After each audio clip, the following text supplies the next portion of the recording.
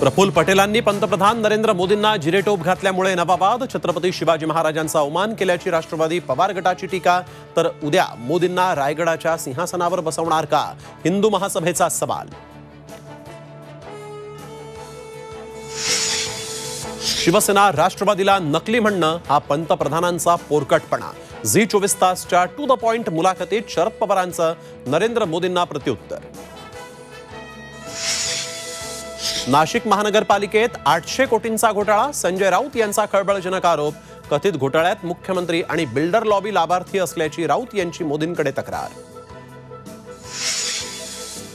Ghatkopar hoarding दुर्घटनेवरून राजकारण सुरू, भावेश भिंडे शिवसेना ठाकरे पक्षाशी निगडीत। राम कदमांचं ट्विट, मुंबईत शासन कुणाचं, राऊत यांचा सवाल।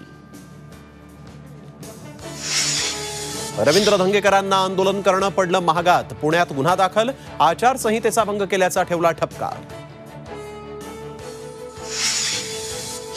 मनोज जरांगेंचा पुन्हा एकदा उपोषणाचा इशारा, सगळे सोयरे मुद्द्यासाठी 4 जून पासून अंतरवाली सराटीमध्येच करणार उपोषण। आणि शिक्षक पदवीधर मतदारसंघाची निवडणूक पुढे ढकलली, मे महिन्याच्या सुट्टीनंतर होणार निवडणूक, शिक्षक सेनेची मागणी अखेर मान्य।